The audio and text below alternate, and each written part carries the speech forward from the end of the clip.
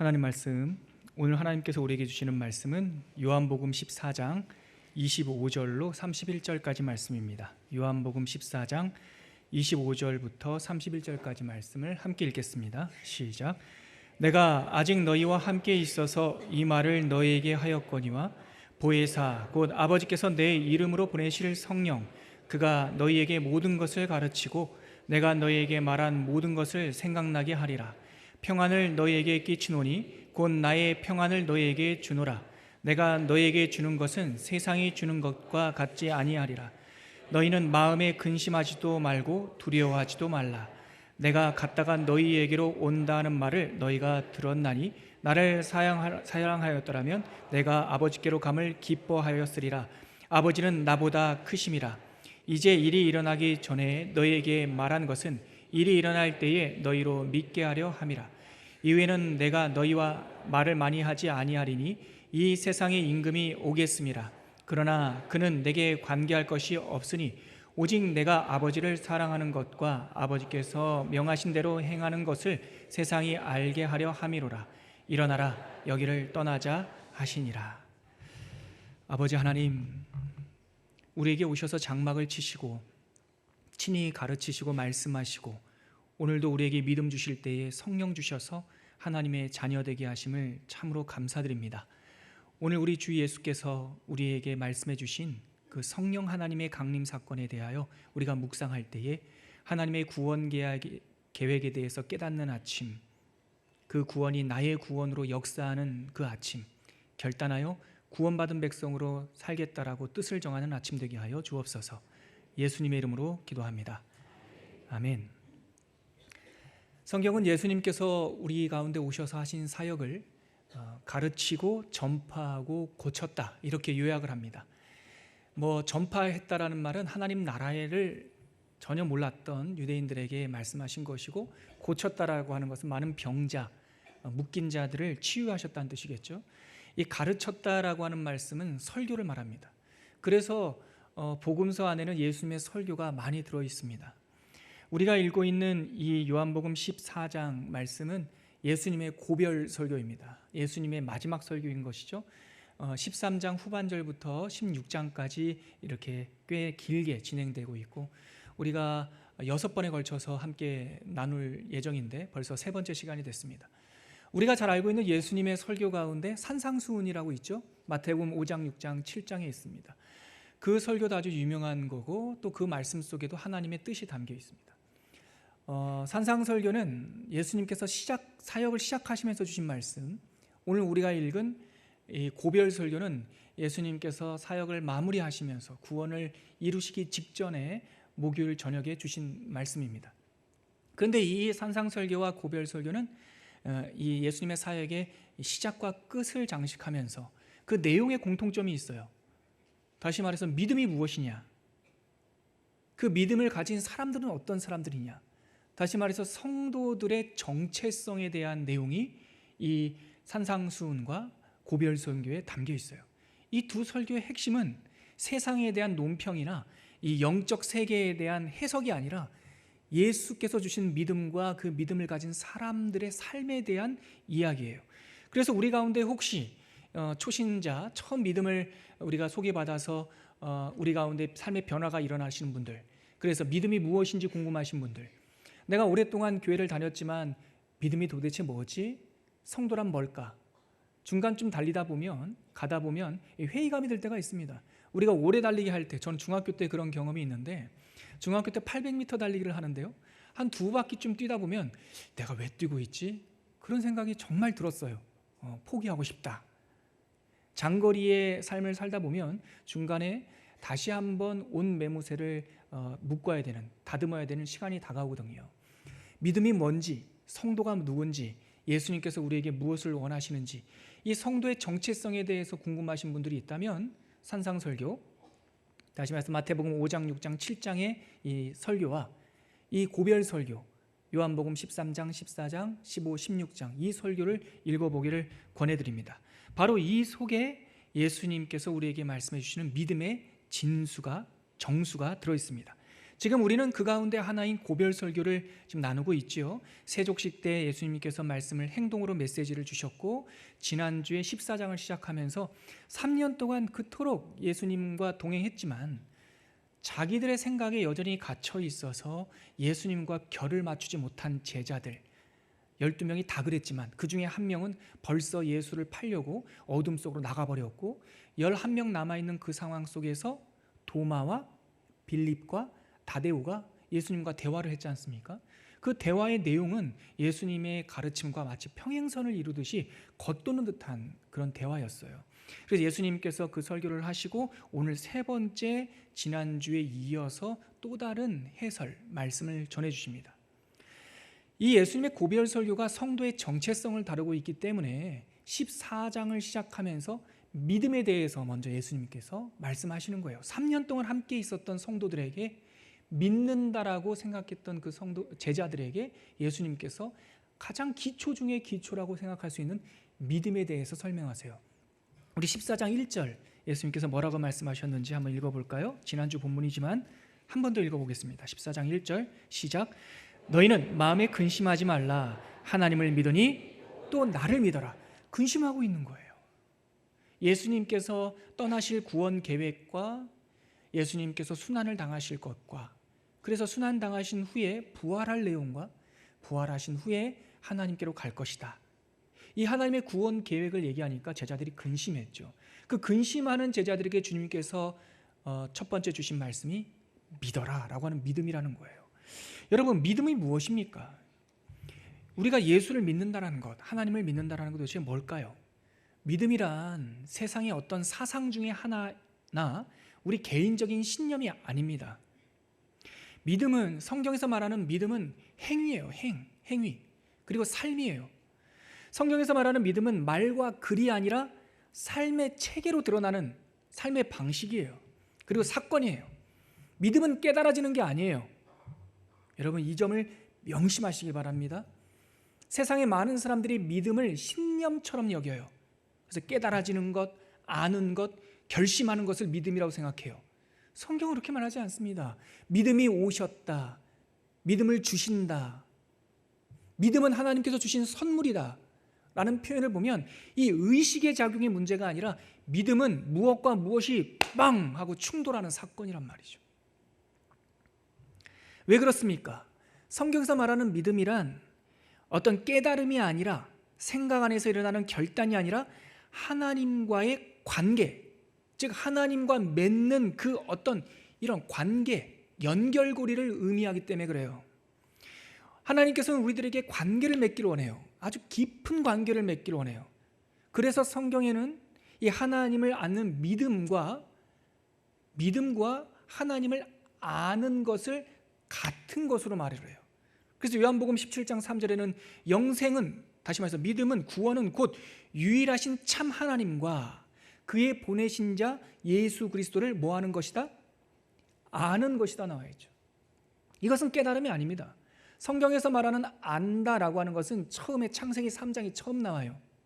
아담과 하와가 타락하고 두 사람에게 소망이 끊어진 다음에 하나님께서 아담과 하와에게 이 생육하고 번성하는, 자식을 낳는 그 길을 여셨는데 3장에 보면 아담과 하와가 동침함에 아들을 낳았다, 이런 표현이 나오죠. 그 동침하다라고 하는 단어가 성경 전체에서 믿음을 사용할 때, 믿음을 설명할 때 사용되는 그 단어, 야다라는 단어입니다. 야다라고 하는 것이 믿음이고 안다라는 뜻이에요. 그것은 동침하다는 단어와 같은 의미예요. 완전히 깊은 관계, 하나가 되는 관계, 그것이 바로 믿음이죠. 그래서 예수님께서 14장에 근심하지 말아라, 믿어라 말하니까 도마가 예수님께서 불손한 질문을 했고, 그 다음에 빌립이 또 등장해서 하나님 좀 보여주세요. 도마는 당신이 가는 길을 우리가 모릅니다. 하나가 안 되니까 길을 모르겠죠. 결이 안 맞으니까 자꾸 엇나가는 거 아닙니까? 그러고 나니까 빌립이 보여달라고 그러죠. 그랬을 때 예수님께서 이 믿음에 관한 이 설교에 빌립을 향해, 제자들을 향해 이 믿음이란 무엇인지를 다시 한번 구체적으로 설명하고 계시는 거예요. 그게 14장에 있습니다. 14장 9절부터 11절까지 지난주에 우리가 살펴본 그 본문이 바로 이 믿음을 설명하는 중요한 해설이에요. 한번 같이 읽어볼게요. 9절부터 11절까지 시작. 예수께서 이르시되 빌립아 내가 이렇게 오래 너희와 함께 있으되 네가 나를 알지 못하느냐? 뭐라고 말합니까? 알지 못하느냐? 알지 못하느냐? 그 다음에요. 계속 읽을게요. 나를 본 자는 아버지를 보았거늘 어찌하여 아버지를 보이라 하느냐? 믿음이 없다는 뜻입니다. 10절 내가 아버지 안에 거하고 아버지는 내 안에 계신 것을 네가 믿지 아니하느냐? 내가 너희에게 이르는 말은 스스로 하는 것이 아니라 아버지께서 내 안에 계셔서 그 일을 하시는 것이라. 내가 아버지 안에 거하고 아버지께서 내 안에 계심을 믿으라. 그렇지 못하겠거든 행하는 그 일로 말미암아 나를 믿으라. 지금 이 말씀, 지난주에는 꽤나 어렵게 들렸던 이 말씀, 제가 이 말씀을 지난주에 강해하면서 이것이 믿음의 본질이다 말씀드렸던 것을 다시 한번 지금 우리가 전체적인 걸 묵상하고 난 이후니까 설명드리는 겁니다. 하나님을 봐야 믿겠다라고 하는 빌립에게 나는 불신앙입니다, 나는 믿음이 없습니다라고 하는 것을 간접적으로 드러내는 빌립에게 내가 너와 이렇게 함께 오랫동안 함께 있었거든 나를 알지 못하느냐? 하나님을 믿으라. 내가 하나님 안에 하나님이 나 안에 있는 것을 아버지 안에 있는 것을 믿으라. 도대체 믿지 못하겠거든 내가 하는 이 삶을 보고 믿으라. 3년 동안 함께 했던 이 일을 보고 믿어라. 믿음이 무엇인지 예수님께서 알려주고 있고, 그리고 11절에 내가 아버지 안에 거하고 아버지께서 내 안에 계심을 믿으라. 이 하나 되는 이 관계를 믿으라라고 초청하고 있죠. 그리고 주님께서 이 관계를 제자들에게 또한 말씀하면서 초청하고 있어요. 너희들도 이 관계 안으로 들어와라. 그게 20절 말씀이에요. 14장 20절 한 번 더 읽어볼까요? 시작. 그날에는 내가 아버지 안에 너희가 내 안에 내가 너희 안에 있는 것을 너희가 알리라. 아버지가 내 안에 내가 아버지 안에 있는 것, 이것을 믿으라고 하신 다음에 20절에 보니까 마지막 날에는 내가 아버지 안에 또한 내가 너희 안에, 그러면 너희가 내 안에 거하게 될 것이다. 이것이 믿음의 신비인 거예요. 믿음이란 하나님과 영원한 하나님의 생명과 클릭되는 거예요. 이렇게 플러그인 됐을 때 우리가 살아나는 거죠. 그것이 바로 믿음입니다. 이렇게 믿으면 예수님께서 뭐라고 말씀하셨냐면 내를 믿는 그 사람은 내가 하는 일도 하고 더 큰 일도 할 것이다. 12절에 보니까 이런 말씀이 있죠. 내가 진실로 진실로 너에게 이르노니 나를 믿는 자는 내가 하는 일도 그도 하는 일을 그도 할 것이요 또한 그보다 큰 일도 하리라. 하나님과 함께 되었기 때문에 완전히 일체감을 이루었기 때문에 하나님이 하는 일을, 예수님이 하시는 일을 그 제자도 하게 되고 또 그보다 더 큰 일을 하게 될 것이다.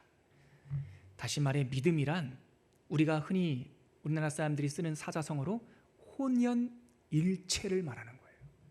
완전히 하나 되는 것. 혼연일체라는 말이 뭡니까? 불이 하나로 타오르듯이 한 몸이 되는 것을 혼연일체라고 하는 거예요. 각각 숯불이 다르고 장작이 달라도 한 아궁이에 던져지면 불이 하나로 타오르잖아요.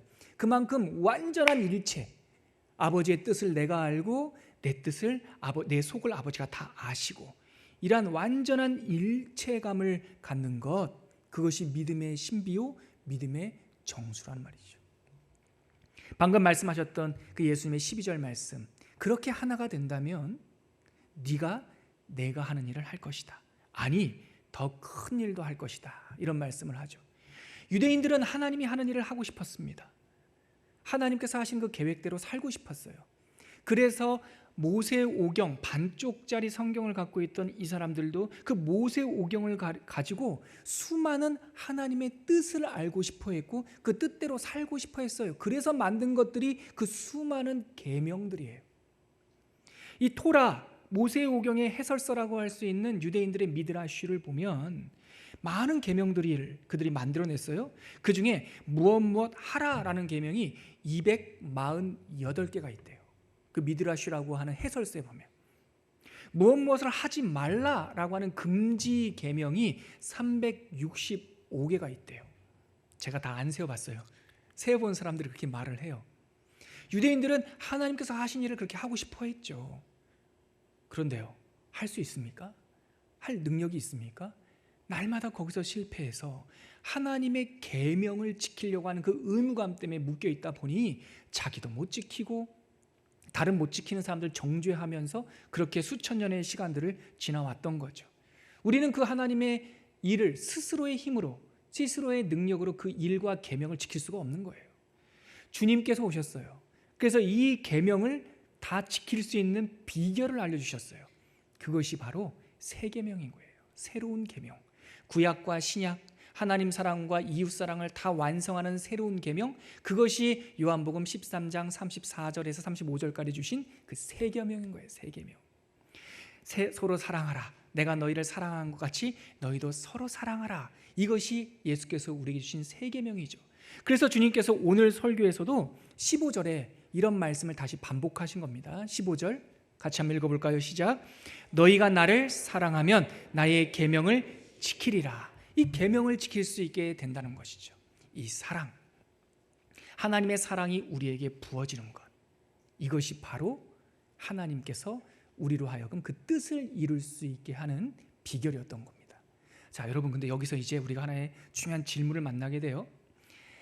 하나님이 존재한다는 건 이제 우리가 알게 됐습니다. 유대인들은 당연히 알게 됐죠. 알고 있었죠. 우리는 여기 있습니다.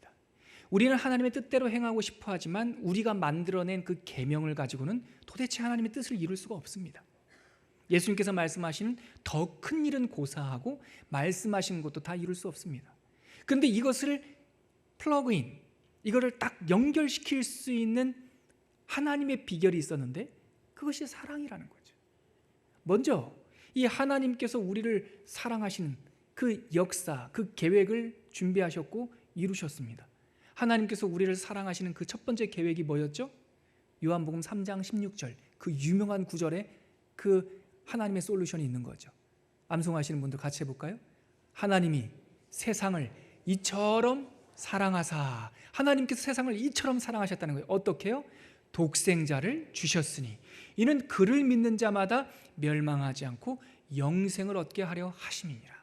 하나님이 우리를 사랑하심으로 우리가 그 하나님의 뜻, 하나님의 계명을 온전히 이루는 길을 여셨다는 거예요. 근데 그 하나님의 사랑하신 방법은 독생하신 예수 그리스도를 보내시는 일이었다는 거예요. 그래서 이 하나님이신 예수 그리스도께서 우리에게 오셔서 우리 가운데 장막을 치셔서 우리 가운데 가르치시고 전파하시고 고치시면서 하나님의 나라를 우리에게 소개해 주셨죠. 그리고 제자들을 그렇게 가르치고 많은 사람들을 먹이시고 많은 병자를 고쳤습니다. 근데 아직 부족한 게 있는 거예요. 그렇게 고치고 가르치고 전파하는 것으로 구원이 완성되지 않는 거예요. 그 주님께서는 우리의 모든 죄를 지시고 대제사장과 서기관들과 바리새인들에게 버림을 받아서, 장로들에게 버림을 받아서 십자가의 순환을 당하셔야 되는 거예요. 순환 당하시는 거로 끝나는 겁니까? 아니죠. 그렇게 죄의 모든 대가를 치르신 다음에 그분은 사망을 이기시고 어떻게 하셨어요? 부활하셨어요. 부활까지 가야 돼요. 제자들이 지금 그 말을 못 알아듣고 있는 거예요.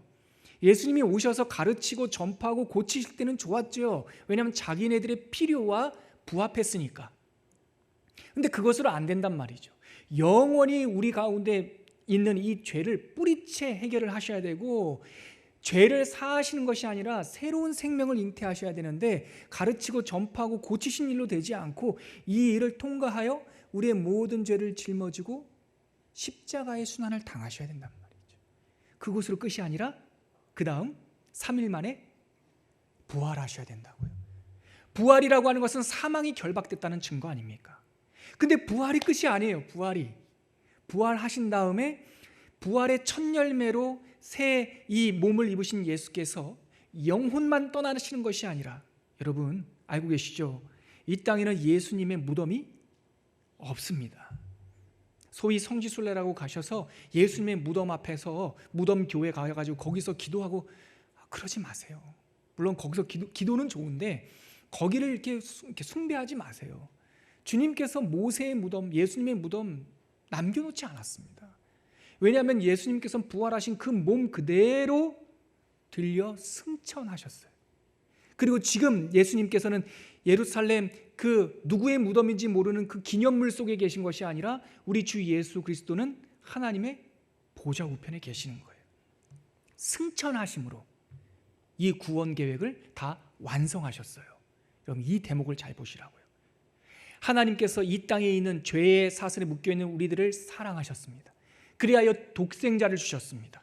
그래서 그 독생자가 우리에게 오셔서 가르치고 전파하고 고치셔서 하나님의 나라를 선포하셨고, 우리의 모든 죄를 짊어지시고 십자가의 순환을 당하셨고, 그것으로 끝이 아니라 부활하셔서 새로운 생명의 첫 열매가 되셨고, 그것으로 끝이 아니라 승천하셔서 영원한 그 구원의 그 셈이, 구원의 역사를 완성하셨단 말이죠.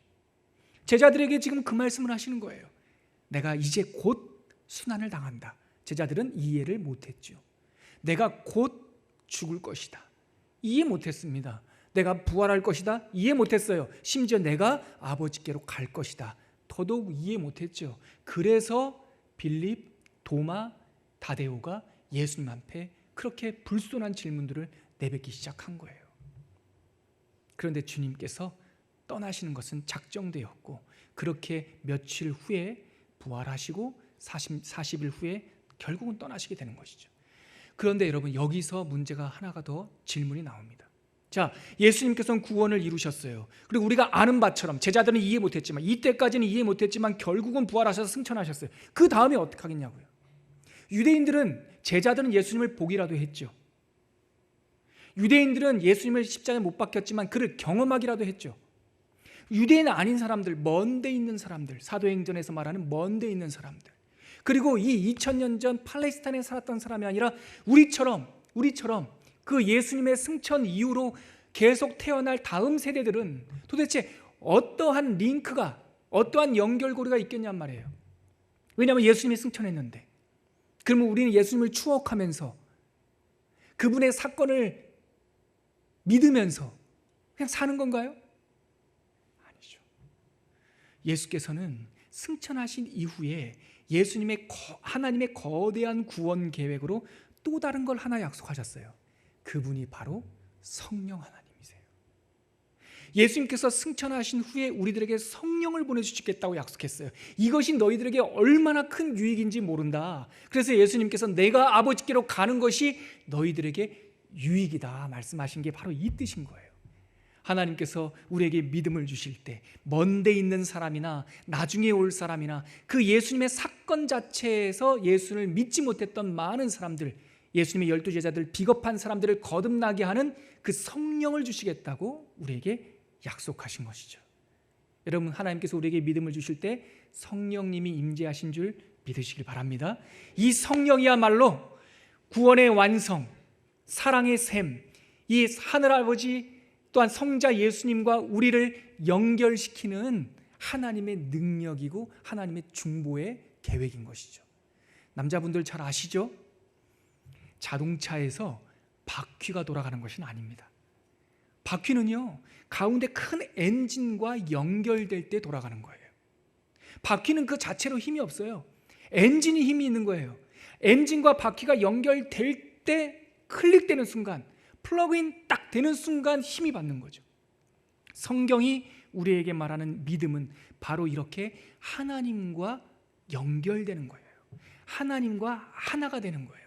하나님과 우리가 연결되는 순간 우리 가운데 믿음이 임하고 능력이 임하고 하나님의 뜻이 임하는 거예요.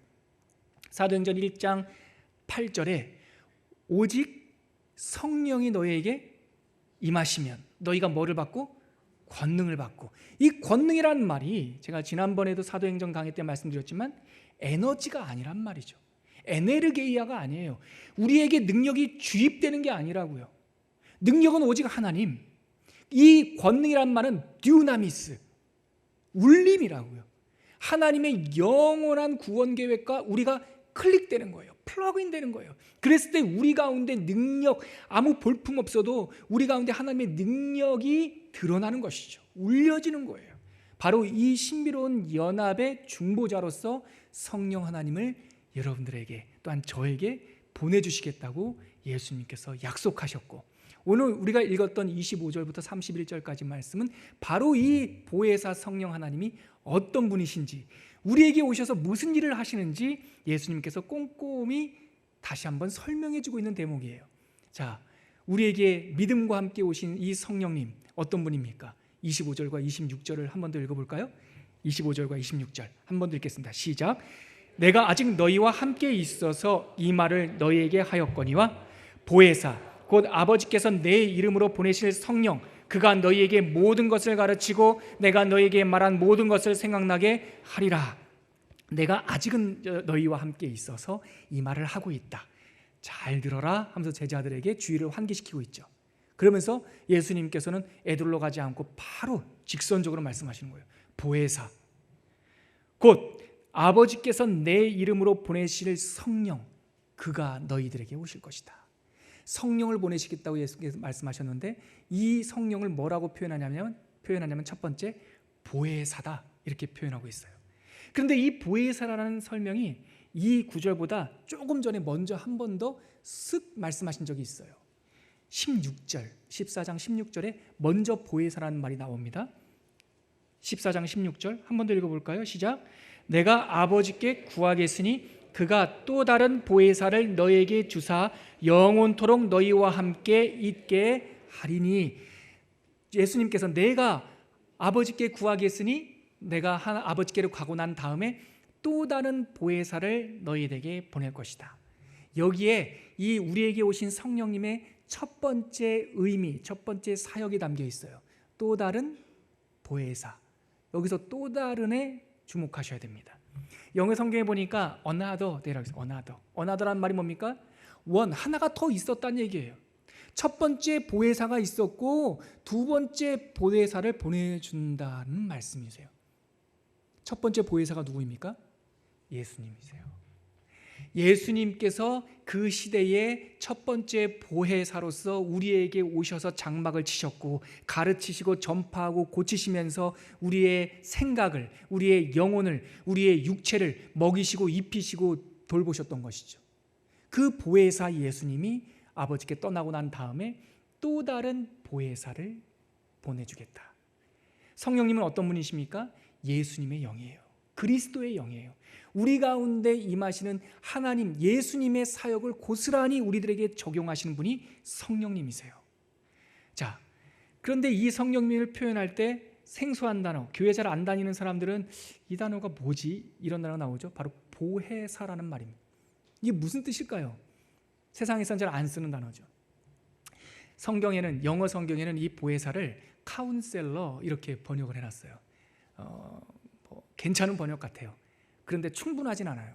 카운셀러, 어떤 사람을 카운셀러라고 하죠? 이렇게 조언해주고 우리 옆에서 도와주고 이런 사람을 카운셀러라고 하지 않습니까?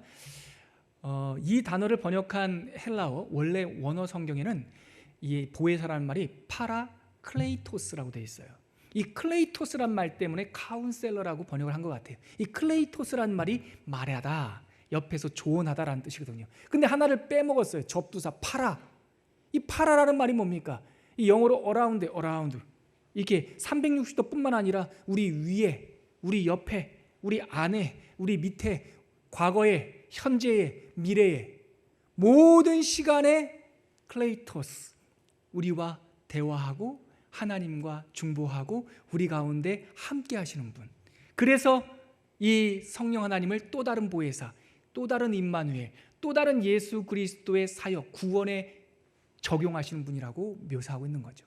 성령님은 보혜사입니다. 믿으시길 바랍니다. 성령님은 느낌이나 에너지나 파워가 아니에요. 성령님은 인격이세요. 예수님과 동일한 삼위일체 하나님이세요. 성령님은 지금도 우리 앞에, 아멘, 우리 안에, 우리 옆에, 우리의 과거에, 우리의 현재에, 우리의 미래에 늘 우리와 함께 하시는 임마누엘의 영이신 거예요. 이런 분이 계시니까 얼마나 좋아요. 유대인들은 천사 하나씩 나를 따라다닌다는 말로도 안심을 하는데 우리는 천사가 아니라 삼위일체의 제3위 성령 하나님이 우리와 함께 계신다는 거죠. 임마누엘의 약속이 성취되었습니다. 내가 세상 끝날까지 너희와 항상 함께 있으리라 하시니라. 아멘. 로마서에 보면 이 성령님의 사역, 보혜사의 사역이 나오는데 로마서 8장 한번 찾아보시겠습니까? 로마서 8장 26절과 27절. 이 보혜사 성령께서 오셔서 우리에게 하시는 사역이 아주 아름다운 이 서체로 표현되어 있습니다. 로마서 8장 26절과 27절 시작. 이와 같이 성령도 우리의 연약함을 도우시나니 우리는 마땅히 기도할 바를 알지 못하나 오직 성령이 말할 수 없는 탄식으로 우리를 위하여 친히 간구하시느니라. 마음을 살피시는 이가 성령의 생각을 아시나니 이는 성령이 하나님의 뜻대로 성도를 위하여 간구하심이라. 이와 같이 성령도 우리의 뭐를 도우시나니? 연약함을 도우시나니. 성령님은 우리의 주변에서, 이 보혜사 성령님은 우리를 도와주시는 분이세요. 결단코 우리의 손을 놓지 않으세요. 때로는 우리가 마땅히 기도할 것조차 모를 때도 있어요. 내 마음 내가 모를 때가 있고 당장 내일 무슨 일이 일어날지 모를 때가 많아요. 그래서 구해야 될 것도 구하지 못할 때가 있어요. 그럴 때 오직 성령께서 말할 수 없는 탄식으로 우리를 위하여 하나님께 중보기도 하신다고. 중보기도. 그런데 27절에 보니까 마음을 살피시는 이 하나님은 성령의 생각을 아신대요. 그래서 성령이 하나님의 뜻대로 성도를 위하여 간구하신다는 거예요. 성령께서는 영의 일에 하나님께, 우리의 속의 일을 하나님께 아뢰신다는 거예요. 여러분, 영적인 일은요 영을 통해서만 이루어집니다. 그래서 요한복음 3장에서는 뭐라고 말씀하셨냐면 하나님은 영이시니 예배하는 자는 뭐와 뭐로? 영과 진리로 예배할지니라. 예전 성경에는 신령과 진리라고 되어 있는데 요즘 개역개정 성경 보면 더 정확하게 번역이 났죠. 영과 진리로 우리가 하나님과 소통할 수 있는 것, 우리가 하나님과 일체감을 느낄 수 있는 것, 하나님의 뜻이 내 뜻 될 수 있는 것, 이것은 우리 안에서 내주하시는 보혜사 성령님의 중보하심을 통해서 우리가 하나님의 뜻을 알 수 있는 거죠. 그 구절 하나 더 찾아볼까요? 바로 앞에 로마서 8장 9절. 로마서 8장 9절 한 번 더 읽어보죠. 이 성령이 도대체 어떤 분인가에 대해서 설명하고 있습니다. 시작. 만일 너희 속에 하나님의 영이 거하시면 너희가 육신에 있지 아니하고 영에 있나니 누구든지 그리스도의 영이 없으면 그리스도의 사람이 아니니라. 우리가 비록 육신에 있다 할지라도 우리 가운데 이제 사시는 것이 성령이시라면 우리는 더 이상 육신에 속한 사람이 아니라는 거예요. 그래서 사도 바울은 갈라디아서 2장 20절에 그런즉 이제 내가 사는 것은 내가 그리스도와 함께 십자가에 못 박혔나니 그런즉 이제 내가 사는 것이 아니요 내 안에 그리스도께서 사시는 것이다. 이제 내가 육체 가운데 사는 것은 비록 육체 가운데 살고 있지만 이것은 내가 육체 가운데 사는 것이 아니라 내 안에 나를 위하여 나를 사랑하신 예수 그리스도를 믿는 뭐 안에서? 믿음 안에서, 신념이 아니라 이 하나된 일체감 안에서 사는 것이다. 드디어 믿음이 뭔지 조금씩 구체화되고 있죠. 비록 육체 가운데 살고 있다 할지라도 성령이 거하시면 우리는 하나님 안에 거하는 것이고 이것은 그리스도의 영 안에 있는 것으로서 하나님의 사람이 되는 것이다. 이것이 로마서에 우리에게 주시는 말씀이죠. 바로 예수님께서는 우리가 영의 사람, 하나님의 뜻에 합한 사람, 하나님과 신비적 연합을 이룬 사람, 다른 말로 믿음의 사람이 되는 첫 번째 성령 하나님의 사역을 열어주신 것이죠. 두 번째, 이 보혜사 성령님은 어떤 일을 우리에게 하시는 분이십니까? 방금 읽었던 26절 말씀 하반절에 있는데요, 제가 26절을 다시 한번 읽어드릴 테니까 주목해 보세요. 두 번째 하시는 내용이 그 26절에 있습니다. 보혜사 곧 아버지께서 내 이름으로 보내실 성령, 그가 너희에게 모든 것을 가르치고 내가 너희에게 말한 모든 것을 생각나게 하리라. 여러분, 성령께서 우리에게 오시면 그가 우리를 가르쳐 주신답니다. 우리의 길잡이가 되어 주신답니다. 또한 성령께서 우리들에게 오시면 우리 안에 있는 하나님의 말씀을 뭐하게 하리라? 생각나게 하리라. 여러분, 이 부분이 참 중요합니다. 왜냐하면 13장 나눌 때도 우리가 가룟 유다 사건을 통해 가지고 그 안타까운 장면을 봤지만, 여러분, 가룟 유다가 자기의 결정으로 예수님을 판 게 아니에요. 요한복음에 보면 벌써 마귀가 예수를 팔 생각을 가룟 유다에게 넣었더라. 생각을 가룟 유다에게 넣었어요. 누가? 마귀가. 그래서 그때 저희가 말씀 묵상할 때 생각하는 것, 어떤 생각들이 들어오고 나가는지를 곰곰이 생각하는 것, 이것이 영성이다 그랬습니다. 내 생각 없다고 그랬죠. 누군가 넣어준 것들을 자꾸 내 생각으로 산다고 그랬죠. 그래서 우리는 나도 모르게 갑자기 그만둬, 포기해, 한판 해, 막 이런 안 좋은 생각들이 막 들어오죠. 그래서 세상 사람들은 생각하는 것이 나의 전부다라고도 말을 해요. 나는 도대체 어떤 사람이냐? 거울에 비친 사람이 내가 아니에요. 내 생각이 나예요. 지금 여기서 점잖게 앉아 있어도 무슨 생각이 왔다 갔다 하십니까? 그것이 나 자신이에요. 그런데 마귀가 자꾸 이상한 생각을 넣어준다고요. 그런데 성령께서 오시면 우리 가운데, 우리 영혼 가운데 하나님의 말씀이 생각되게 하실 것이라는 거예요. 하나님의 말씀이 내 생각되게 하신다는 거예요. 어마어마한 사건이에요. 생각이, 과거의 생각이 없어지고 새로운 생각이 일어나는 것, 이것이 재창조 사역이에요. 하나님께서 새로운 영을 우리들에게 부어주시는 일이에요. 여러분 고린도 후서 5장 17절 말씀 한번 찾아보시겠습니까? 고린도 후서 5장 17절. 성령이 임했을 때 우리 가운데 어떤 일이 일어나는지, 고린도 후서 5장 17절 함께 읽겠습니다. 시작.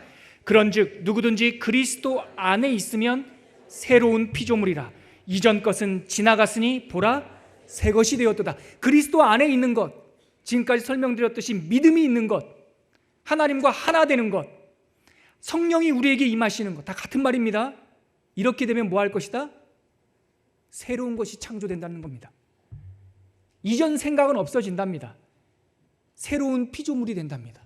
성령님께서 우리에게 오셔서 우리를 지도하시고 말씀이 세상에서 넣어주는 것이 아니라 하나님의 말씀이 내 생각되게 하는 이 사건은 더 본질적인 의미는 재창조, 거듭남의 역사가 우리 가운데 일어난다는 거예요.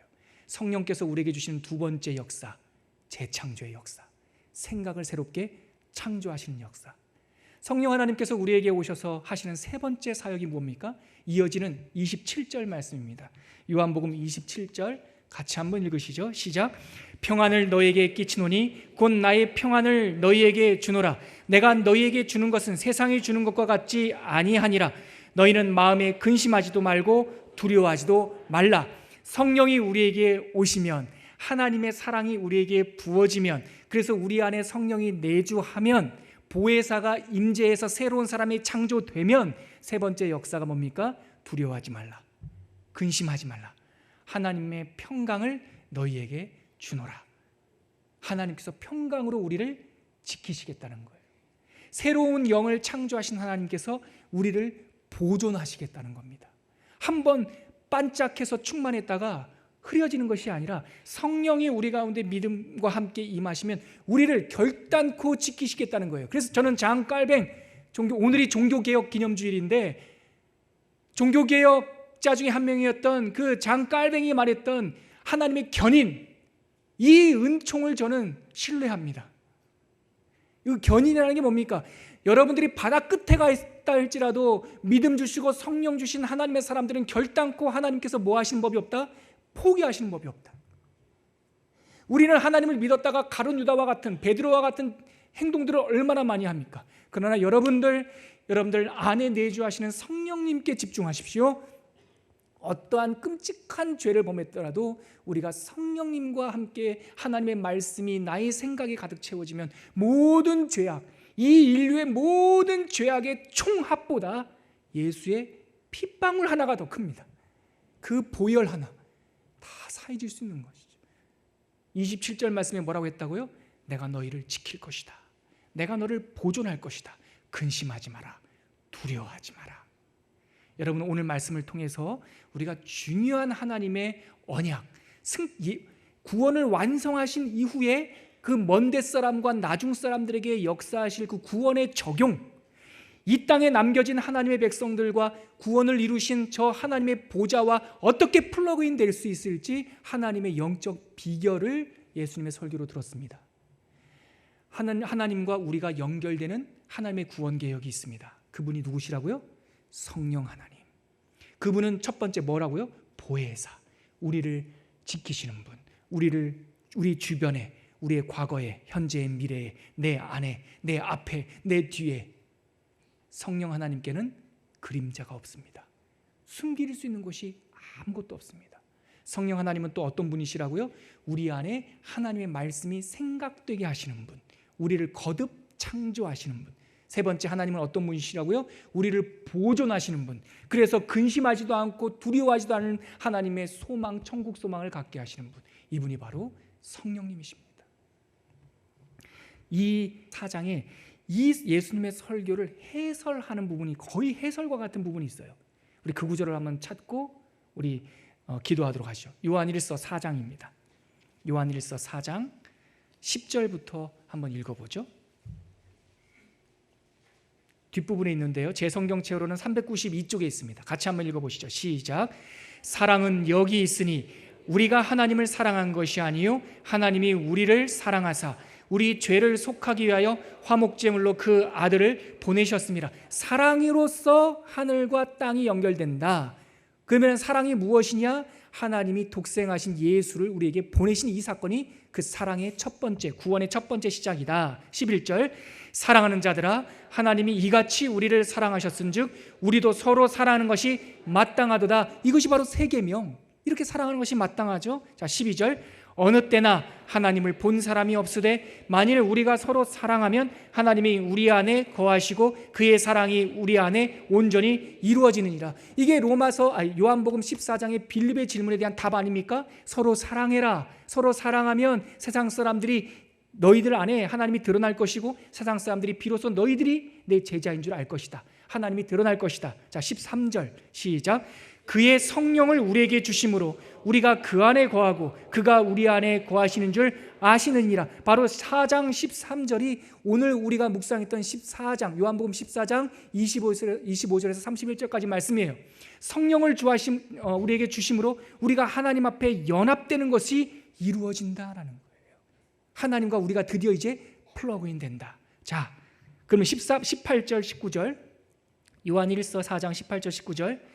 그러면 이 성령이 무슨 일을 하는지, 이 사랑이 무슨 일을 하는지 그 구절에 나와 있습니다. 함께 읽겠습니다. 시작. 사랑 안에 두려움이 없고 온전한 사랑이 두려움을 내쫓나니 두려움에는 형벌이 있습니다. 두려워하는 자는 사랑 안에서 온전히 이루지 못한.